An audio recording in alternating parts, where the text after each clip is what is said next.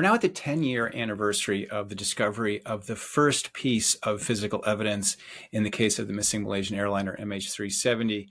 The badly damaged right flaperon washed ashore on La Réunion, a French island in the western part of the Indian Ocean on July 17th, 2015, immediately caused a tremendous worldwide sensation.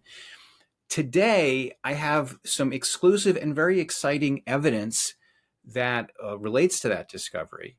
New data that will help us understand just what that debris means about the fate of MH370. And the only place you're going to hear about it is right here. And that's coming up right now.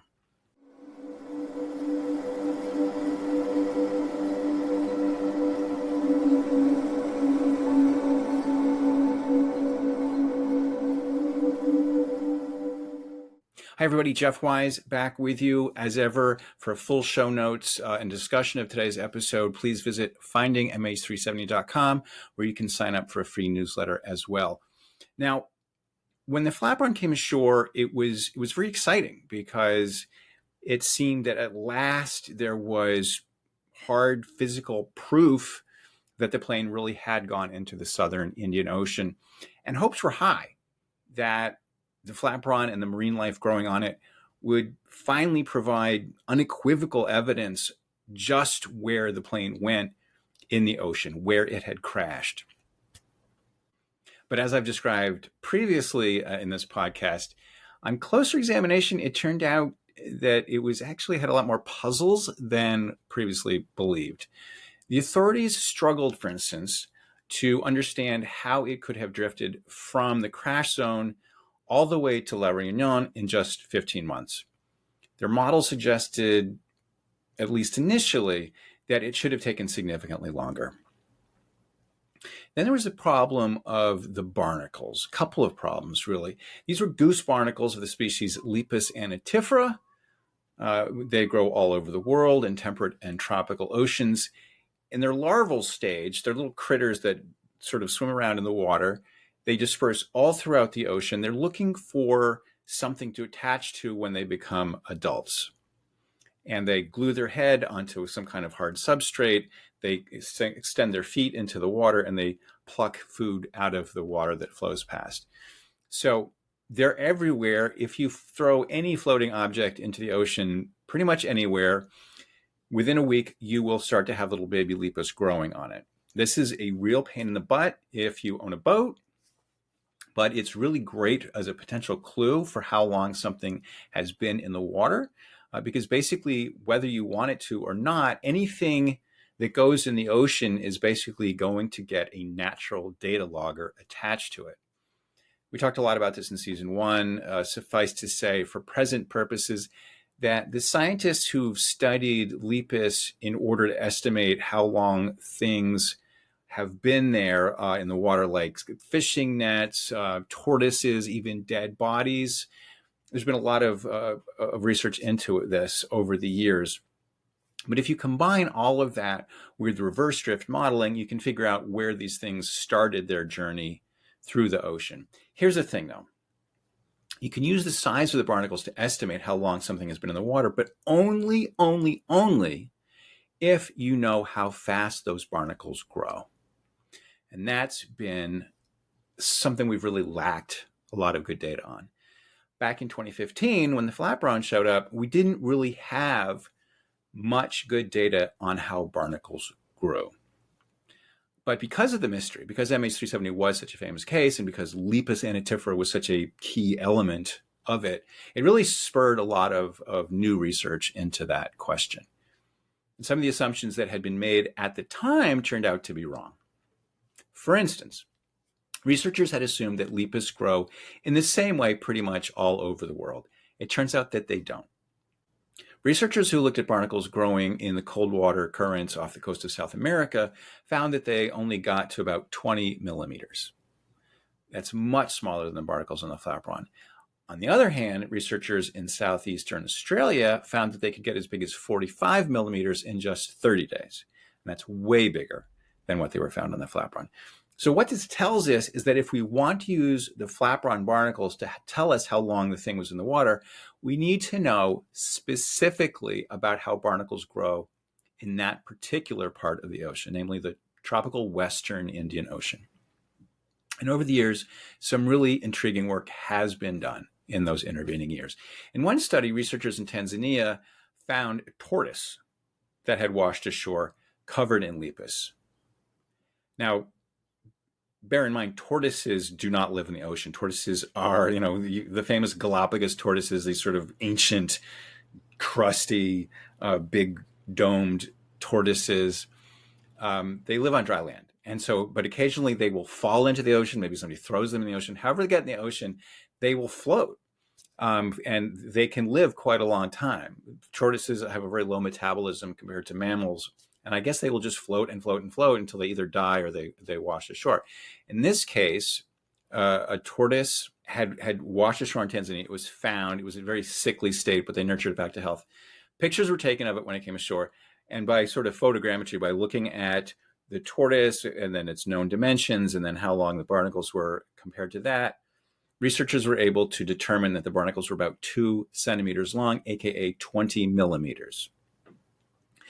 And in trying to understand what that meant in terms of how long the tortoise had been in the water, they referred to earlier findings in a study that I haven't been able to find, but this paper refers to it, that there had been fish accumulation devices. These are called FADs, F-A-D.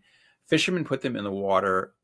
They drift and they grow seaweed, biofouling, and then the fish are attracted to that.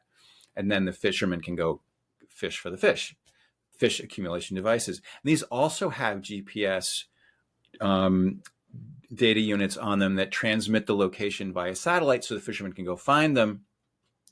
And so somehow the researchers glommed onto these devices and managed to measure barnacles that grew on them. And the study found that after 11 weeks in the water, or a little short of 3 months, these devices had barnacles that were 30 millimeters long. So based on that, they figured that the tortoises had been adrift for 6 or 7 weeks. Okay. So the barnacles on the flaperon are a lot bigger than that. How much bigger? Well, I recently gained some significant new insight into this. This is actually a pretty exciting discovery in itself. When the Malaysians released their final report back in 2018, they included as an annex to that a paper by a French marine biologist who had studied the barnacles. And his paper revealed that the largest specimen was 36 millimeters. Now, we also know that the French had loaned out some other specimens to other scientists that were significantly small. They were about 25 millimeters. At the time, it really wasn't clear why the ones that they lent out were so much smaller, because they're smaller, that means they're younger, which means they weren't in the ocean as long as the whole journey of the flaperon. It means that they really weren't as useful in providing evidence about the flaperon's full journey. So that was a bit of a mystery. Well, for many years, the French were really secretive about what they had. And I have talked to marine biologists who wanted to get access to this data. The French were not really being helpful. But gradually, they kind of got worn down and they grew more open about what they had. They shared more information. And one of the people that they shared pictures of their samples with shared them with me. And with the help of volunteers Keeley and Brett Glossop, we've been able to do some photogrammetry to figure out the size of the population of animals just by measuring the ones that we're able to get a clear image of. You can see in these pictures that they weren't intended to be used for this purpose. You can see some of them, a lot you can't really see, but just sort of by presuming that the ones we're seeing are kind of presenting themselves randomly, as it were, we can hopefully get a sense, at least by measuring those, of what the entire population looks like. And it turns out that the population size distribution looks like this. The biggest barnacle there is 36 millimeters, which we knew. And then there's a handful of others that are bigger than 3 centimeters, bigger than 30 millimeters. And most are between 20 and 30 millimeters. So based on the tortoise paper, it looks like this population is older than the 11 weeks that it takes the biggest barnacle to be 30 millimeters. How much older? Well, back in season 1, episode 24, I interviewed Dr. Martin Stelfox, who had conducted an experiment where he let Lepas grow on buoys in the Maldives. He wanted to understand how barnacles grow in that part of the ocean, which isn't too far from the area we're interested in, the Western Indian Ocean, a little bit further south. So his particular goal was he was studying. He was sort of an advocate for sea turtles, and they get caught in these nets, ghost nets that are used by fishermen and then abandoned, and they entrangle sea life like turtles. So he basically wanted to find out where they're coming from so he could protect the turtles. So the drift nets would show up with barnacles growing on them. He wanted to know how old those barnacles were so he could do reverse drift modeling and figure out where the problem was coming from. To order to calibrate the barnacle growth, he let Lepas barnacles grow on moorings. So these are fixed in the seabed, they float and the barnacles grow on them, then you can study them and measure them. And his experiment was really unique because his team was able to observe individual barnacles as they grew. So we really can see for the first time how an individual barnacle gets bigger over time. Maybe they grow slowly at first, then they have a growth spurt, and then they kind of level off after a while and grow more slowly, like a lot of things grow that way. Anyway, the paper that they published showed that they had a growth curve that looked like this. Now, this chart doesn't show how big the biggest barnacle is. What it's showing is the average size of the ones they're measuring. So after 105 days, or that's about 3.5 months, the average size was 27.9 millimeters, and the biggest was 35 millimeters. And, well, that's about what we see in the flapron. So based on Stelfox's data, you might think that the flapron had been in the water about the same amount of time, 3.5 months. But here's a question. Do barnacles grow the same on floating objects, the same way that they do on fixed buoys? I mean, it seems a reasonable assumption, they're both growing in the same ocean, so it seems similar, but maybe not, because, the water flows more past a fixed mooring than it would on a buoy that's floating with the current, right? And since Lepas feed by plucking food out of the water that's flowing past it, you might expect that it would eat more food and grow faster on a fixed mooring than on a free-floating object. Just a theory, just a possibility, but one that sort of bears investigation. So to really understand how the flapron barnacles grew, ideally, we would have a reference population, a population that we know how long it's been in the water and where it's been, that has been floating freely through the ocean. Okay, that's great, but how do you do that? That sounds really hard because, the thing you're trying to study is floating freely. And it's in the middle of the ocean. How the heck do you get to it? Well, at the end of season 1, I did an episode where I did a photogrammetric analysis of barnacles that had been found growing on a capsized boat that had drifted from Australia to the French island of Mayotte, which is near Madagascar. And it had taken 8 months. Now, I only had usable imagery of a very small sample. There was one image in particular that had been taken of this boat that really showed clearly the length of some individual barnacles, and you could see some numbers in the background that I was able to get the dimensions of. So that would allow me to determine the length of these things. And it seemed that the largest of them was about 40 millimeters. And that seemed to me to fit with Stelfox's data and suggest that Lepas will get bigger. If you give them time, they will get bigger than they were on the flapron. And the flapron, that would mean that the flapron spent less than 8 months in the water. But as I said, the number of barnacles in that image was quite small, and I wasn't able to measure the individuals directly. They were kind of at an angle to the boat numbers, so I wasn't 100% confident that I was really getting it right. That evidence left something to be desired, but it was an intriguing kind of hint. So what would really be useful would be to retrieve multiple objects that had been floating out in the open ocean and then compare how the barnacle populations on them grew. And that idea led me to the Global Drifter Program. I initially talked about it in season 2, episode 12, where I talked with Andy Sabrandi of Pacific Gyre Inc., which is a company that makes these buoys.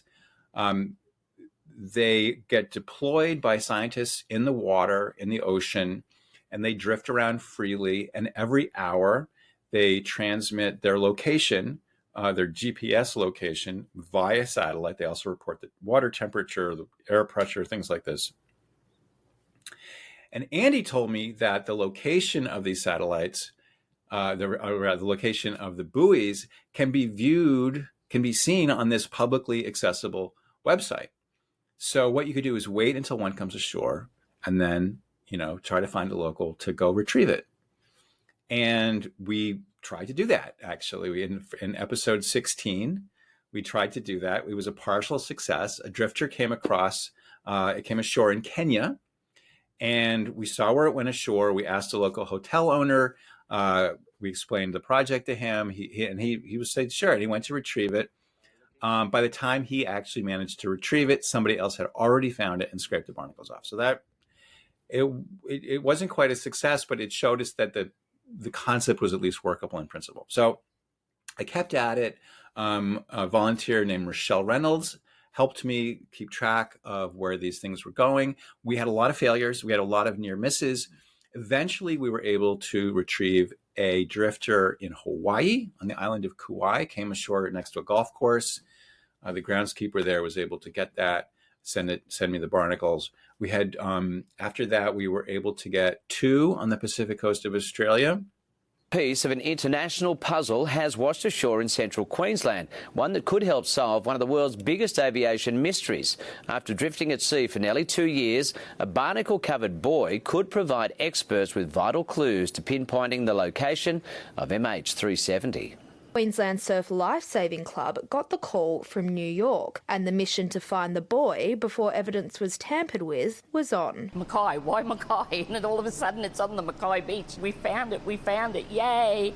And I sent Jeff an email straight away, and he was over the moon that we went above and beyond to find it for him. After being deployed east of French Polynesia, the buoy spent a total of 688 days at sea before washing up here in Mackay. Despite being on opposite sides of the world, the enthusiasm is shared.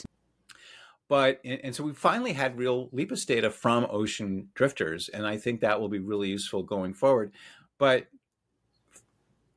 And I think ideally someday I would like to have data sets, meaning collections of Lepas from drifters with known trajectory from every ocean in the world. And so wherever something washes ashore, we'll be able to say, okay, this looks like something that's been in the water for X number of weeks or months.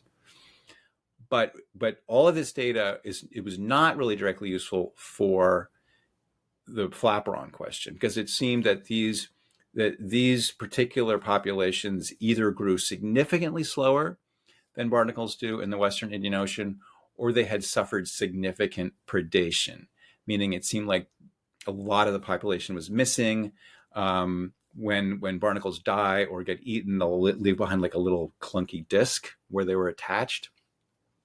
So I was a little bit stuck. After many months of working on this problem, I had become convinced that the methodology was sound. It would work in principle, but I hadn't managed to collect a single one in the Western Indian Ocean.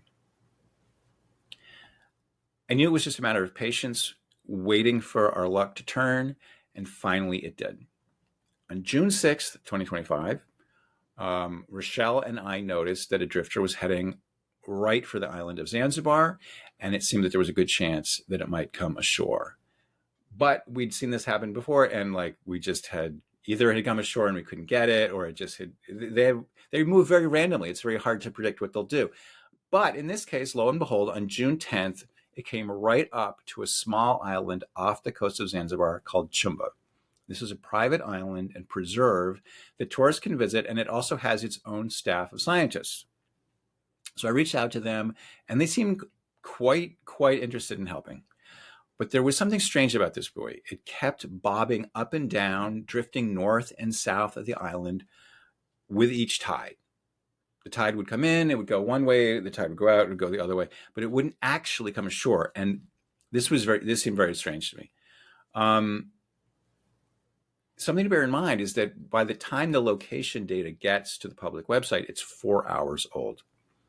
And it can be really tricky to figure out where something is now when all you know about it is where it was 4 hours ago. Things can move pretty far. So long story short, the buoy eventually left Chumba and it started to head north. And I was deflated. I figured, okay, we've missed our chance yet again. But then we got a big lucky break. The buoy just stopped again right in the middle of a channel a few miles from the main town of Zanzibar. And I had never seen anything like this before. I had never seen a buoy just stop in the ocean. And I looked at Google Maps and I found a paddleboard tour operator called Two Winds that was located just on shore of where the buoy was stuck. And I reached out to him. This is an operation, it turns out it's run by two expats, Josh and Arsheen. They're a married couple who've been doing development work on the island for years. And they started a paddleboard company to help financially support their NGO project, which is helping poor kids get ready for independent adult life. So really amazing people, really helpful, really, publicly spirited people. So I called them up and they very graciously offered to go out and get it. They rented a boat and they went to get the buoy.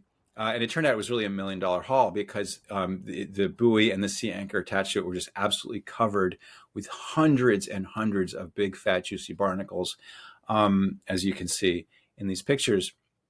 Josh was gracious enough to talk to me about how they retrieved it. My name is Josh J. Speaking to you from Zanzibar, which is a small island off the east coast of Tanzania, situated in the Indian Ocean. And my wife and I, we run a paddleboarding company here.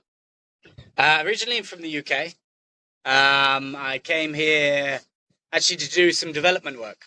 And then I've had a few different jobs through the years and eventually took up paddleboarding here. And now we have set up a paddleboard business.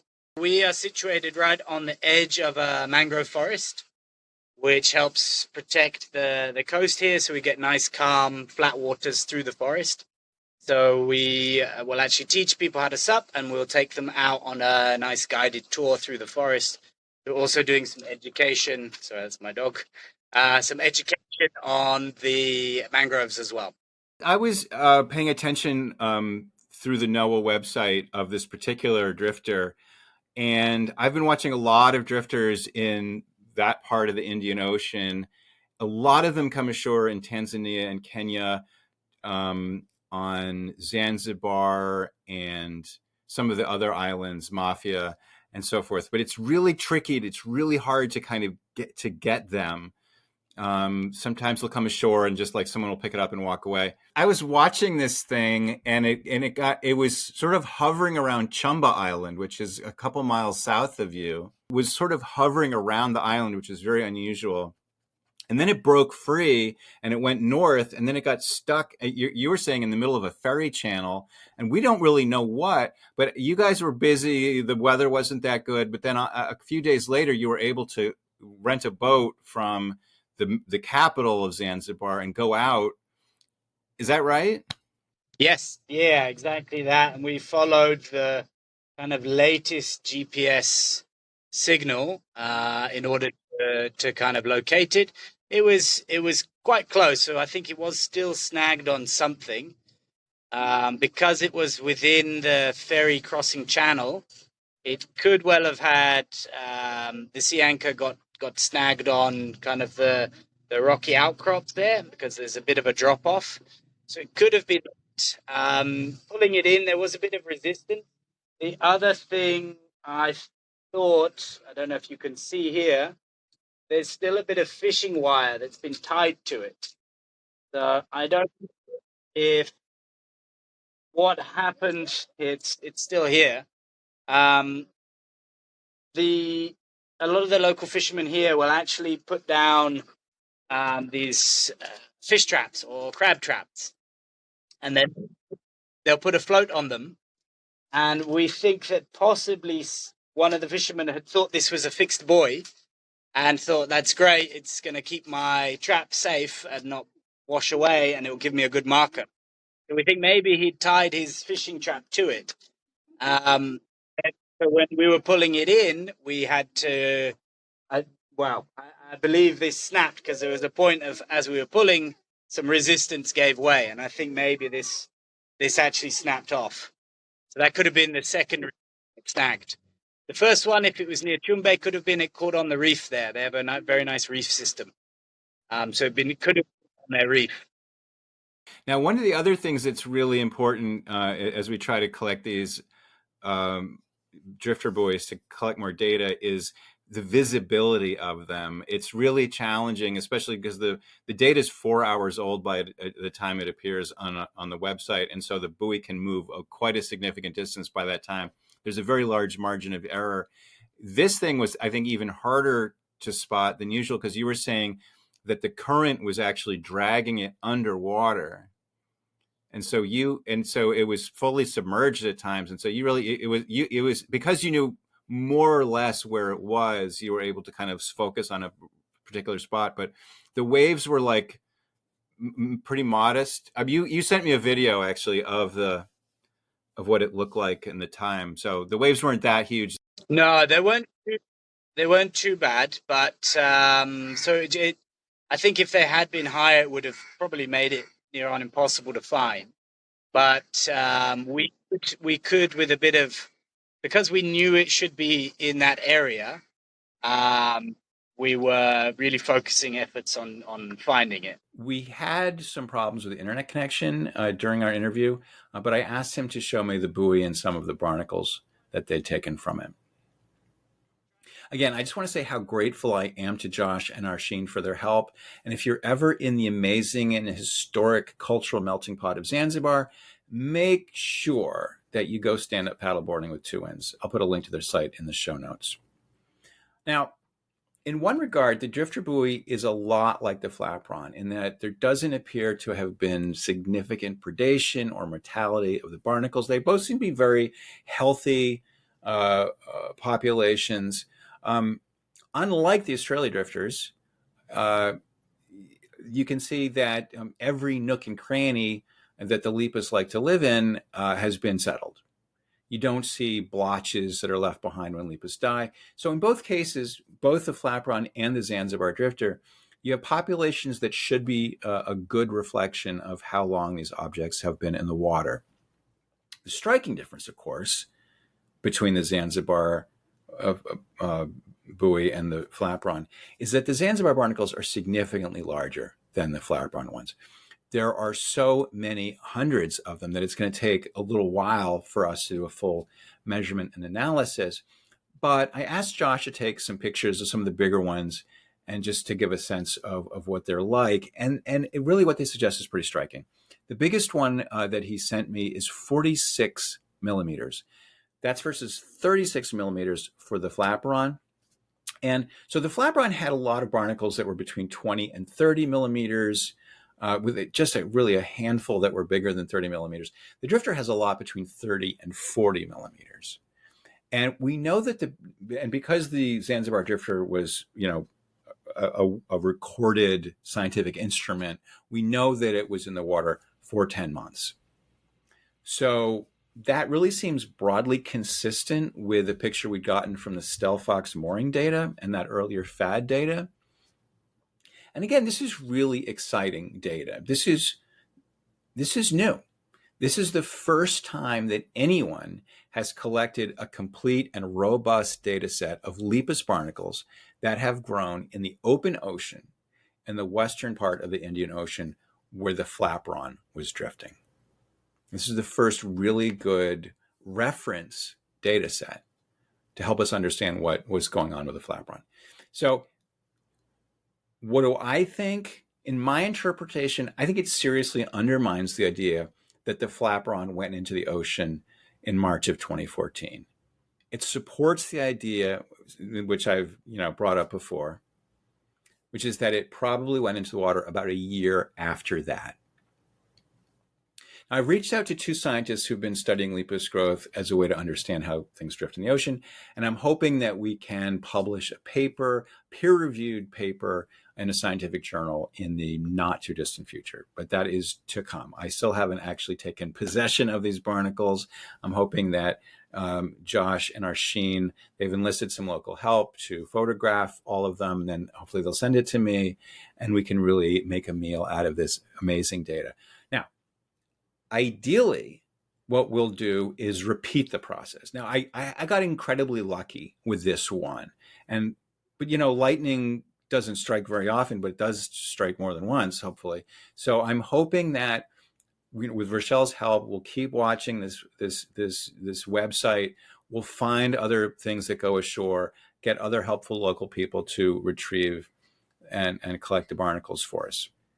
And then we can get over time a really robust sense of, yes, this is consistently what we find on objects that have been in the water for a known period of time. And we can really use this as Lepas can really be a data logger. They can really tell us anytime we wonder how long this unknown object has been in the water, we can know just by referencing the shells of Lepas anatifera barnacles. Okay, work to be done, exciting results, although already. Okay, there's one sour note that I really need to drop in here. The Global Drifter Project is part of an office of the U.S. National Oceanic and Atmospheric Administration. This particular office is called the Atlantic Oceanographic and Meteorological Laboratory. It is headquartered in Miami. They collect all kinds of data that help scientists understand the oceans and the weather and the atmosphere and all the things that they need to predict what's going to happen with the weather, and they can save people's lives. Unfortunately, the new budget that just got passed by a Republican Congress and signed into law by Donald Trump will eliminate this office. So the data we've collected might never be possible to be collected again. And this is just one small example of how America's leadership in the world scientific community is being gutted. It's being completely destroyed. Why? So that rich people don't have to pay as much in taxes. Now, before I leave you, I'm going to tell you about one more really interesting thing that Josh and Arsheen shared with me. As you know, one of the other major mysteries about the flapron is how it could be that there are Lepas growing all over its entire surface. Both Australian and French researchers found that the flaperon, it floated in a certain way, with the aft end, the sort of jagged, pointy end, sticking well out of the water. So how come the part of it that was covered with lots of Lepas was sticking up into the air? Is it possible that Lepas can grow out of the water? I wouldn't have thought so, but I launched a Kickstarter to raise money to buy a flapron and put it in the ocean to see what would really happen. Maybe I was wrong. Maybe because it would get splashed with enough water that Lepas could grow on this part that was out of the water. Unfortunately, I didn't come even remotely close to raising enough money. I'm deeply grateful to everyone that pledged and tried to help me get to the goal, but I didn't. So unless some rich benefactor comes forward, and that would be great. So please, if you're watching and you want to help, it costs about $50,000. But until that day comes, we will never know. We just can't answer that question. But again, we can try to chip away and find bits of data and evidence where we can. And here is such a little piece of evidence that I think sheds a little bit of light on the question. Zanzibar lies at the end of a pretty strong and consistent east to west current. It flows over the north end of Madagascar and it dumps stuff from the deep ocean onto the shores of Tanzania. And Zanzibar is right there on the shore of Tanzania. So they get, on the beaches there, they get a lot of debris from the deep ocean that has just tons of Lepas growing on it. I mean, I've never seen Lepas growing on anything here on the east coast of the U.S. The currents just don't work that way. But so they're lucky in that regard. If you like Lepas, move to Zanzibar. And so they had sent me a picture of a soda can that had quite a nice population of Lepas on it.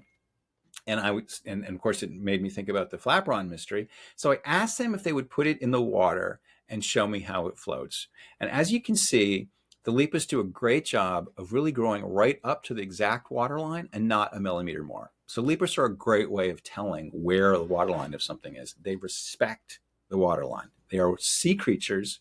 They don't grow in the air. Just another little bit of evidence that something is really pretty wrong, something we don't understand, something mysterious about how the flapron floated, a bit of a paradox, something I will continue to work on and see if we can't find other economical ways to solve that mystery. After all, MH370 is a really big mystery, and a lot of money has been sent fruitlessly trying to find the aircraft wreckage on the seabed. But I think that there's something that's more valuable than money when it comes to solving a mystery like this, and that is determination, a willingness to think outside the box and to work together. So many people work collaboratively, volunteer their time and effort, and that can really crack problems in a way that professionals can't. We will get there. I fully believe that we will solve this mystery, working together, keeping our minds open, finding clever ways to get data that, $1 million projects can't. We are relentless. There are many of us, and we will solve it. I will leave it at that for now. This is Jeff Wise saying, see you next time.